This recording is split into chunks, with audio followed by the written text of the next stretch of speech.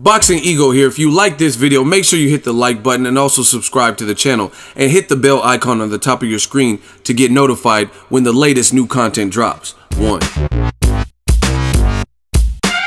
Anthony Joshua discusses a potential likely next fight with Joseph Parker and talks Deontay Wilder. Stay tuned.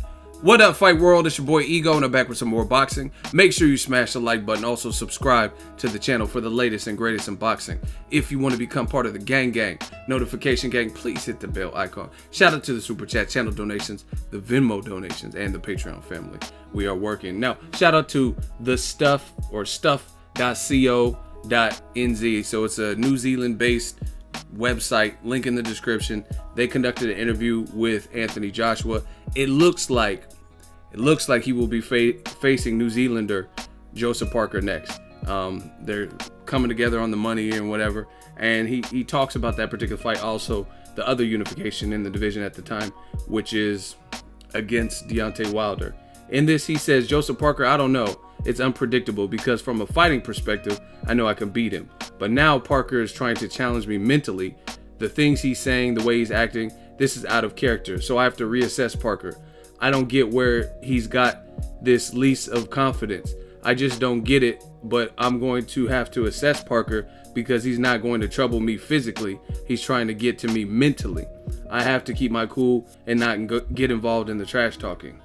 He also talks about the prospects of him unifying with Deontay Wilder. He says Wilder, his record proves that he has a powerful punch, but his powerful punch doesn't come with an uppercut. It doesn't come with the peach left hook. It comes with a straight right hand. So you eliminate one or two of his main weapons.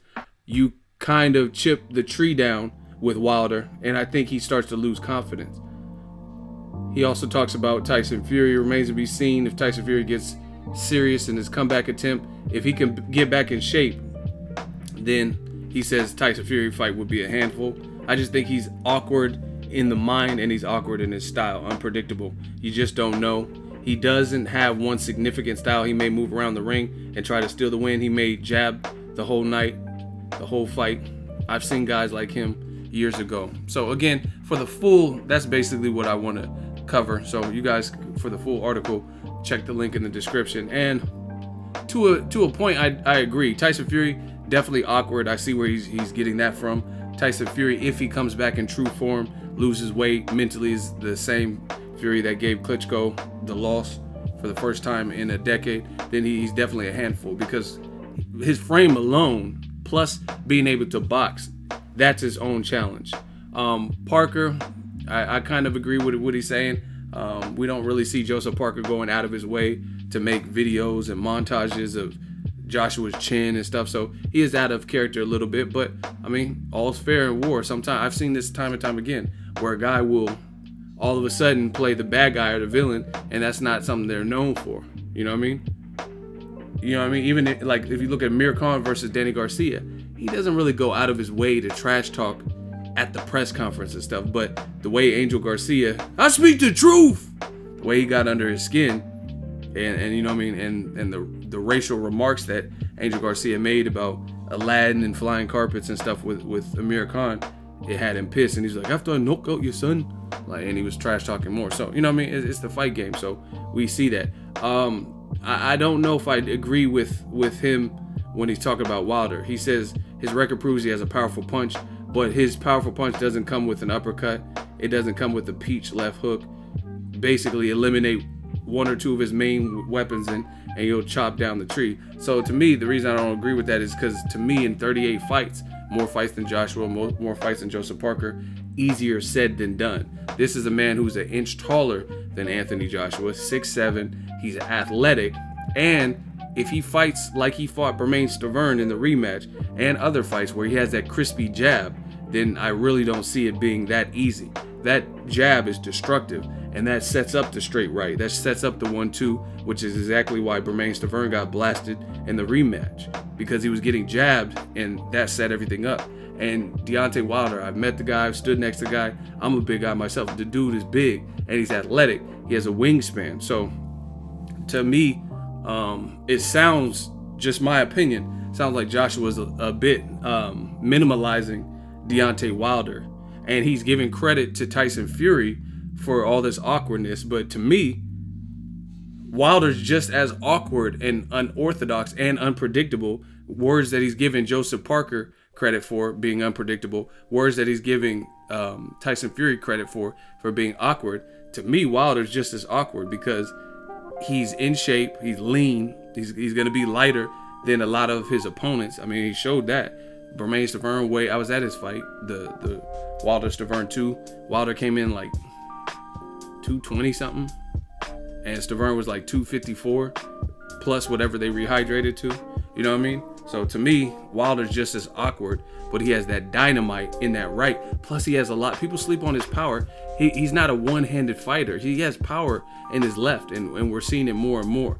And there's an interview that I watched recently with my dude from the UK who's actually sparred with Anthony Joshua, and he's actually sparred with Deontay Wilder. It's a great interview. It's from Isaac Chamberlain, and he has an upcoming fight with Lawrence Oakley, and I'm looking forward to that. So shout out to that. Shout out to the UK for getting that done. But listen to that Chamberlain interview, and he says Joshua, he's been in, keep in mind, he's been in there with both, like sparring at different points of his career. He sparred with both. He says Joshua has sledgehammer, like real, just boom, boom, like strong power. But he says, and I quote, Deontay Wilder, his power is different. It's like a sniper rifle. So he's basically saying Wilder has more power. But he says it could be an issue of who takes the other person's shot better or who lands that massive shot first. But if you're saying that Wilder has a sniper rifle, then that sounds pretty deadly, because I play Call of Duty here and there in my lifetime, and that sniper rifle is no joke. Them headshots, I'd have a real serious kill streak. So, and that's not the first. Listen, see, I be around boxers, trainers, and be around boxing. So my opinions are my opinions, but a lot of times they're formulated based on stuff I've heard. Some stuff that doesn't even make it on wax. Like I don't tell you, I can't tell you little things I've heard. I know dirt about people. I know what happened in sparring, etc. No, I'm not saying that like I'm the key master, like I know everything, but that's just one of the perks that come with being in this industry on the inside.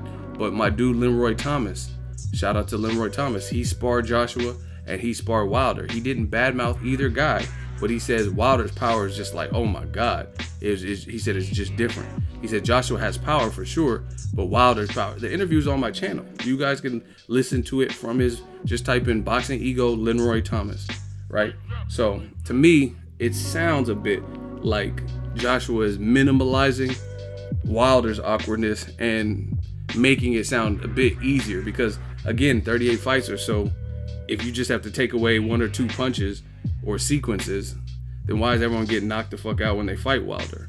You know what I mean? And I don't, oh, he fought bums. I mean, if he only has 1 or 2 tricks up his sleeve, then the bums should be able to get him, right? You know what I'm saying? So to me, I disagree. I agree with some of the other stuff Joshua was saying, but I think Wilder is just as dangerous for Joshua's style as anyone, because I've said this before.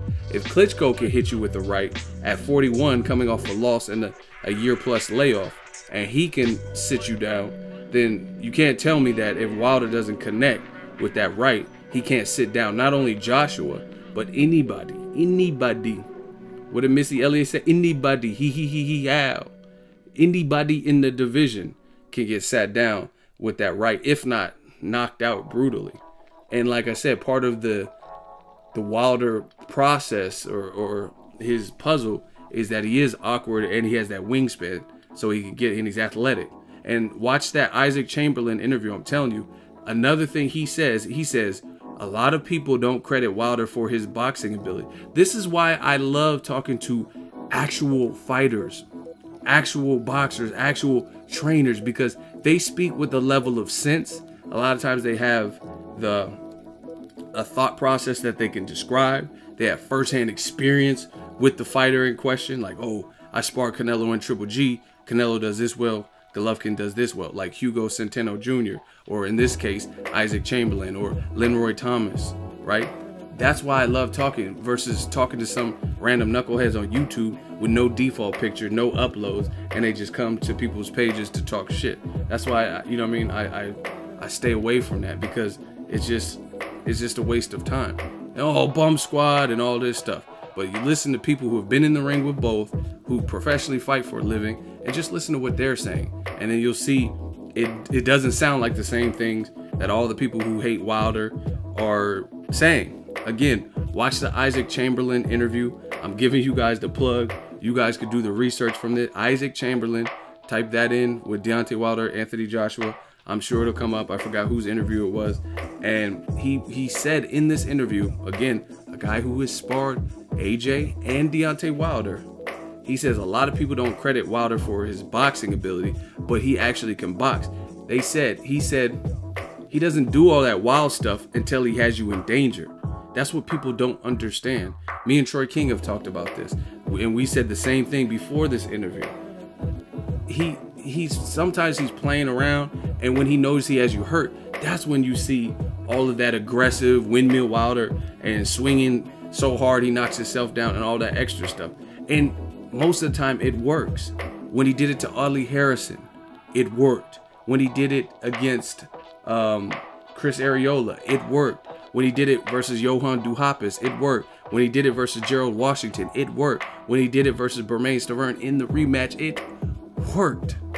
You know what I'm saying? So people always talking about this wild windmill Wilder shit, but that's what makes him dangerous, because when he gets you hurt, he's going for broke. And then if you can't have the defense or the wherewithal to dodge them shots, the ref will stop it, because a few more punches and you're either out of there, or the ref is going to be like, no, this can't continue. But again, watch the Isaac Chamberlain interview where he said that about Wilder. He said he don't really start doing all that wild stuff until he has you badly hurt, which is very true. I don't see typically, before Audley Harrison was hurt, I didn't see him swinging so hard he was knocking himself down and all that. But he knew his man was hurt, and he just jumped on him.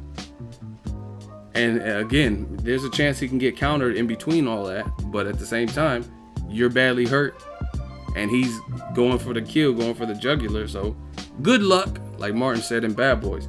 Let me know what you guys think. I like Joshua versus Joseph Parker and Wilder versus Luis Ortiz. I think that is a good setup for a unification in 2018 for the winners of those fights to meet. Drop your thoughts in the comment section. Make sure you smash the like button. As always, hate, comment, and subscribe. Till next video, is Ego signing off. So if you enjoyed this video and want more content like this on the channel, you can show your appreciation by going to the PayPal donate button or the YouTube support button, and you can donate any amount that you feel is equivalent to the value of this video. Much more to come. Thank you guys for your support. Boxing Ego, the future of boxing.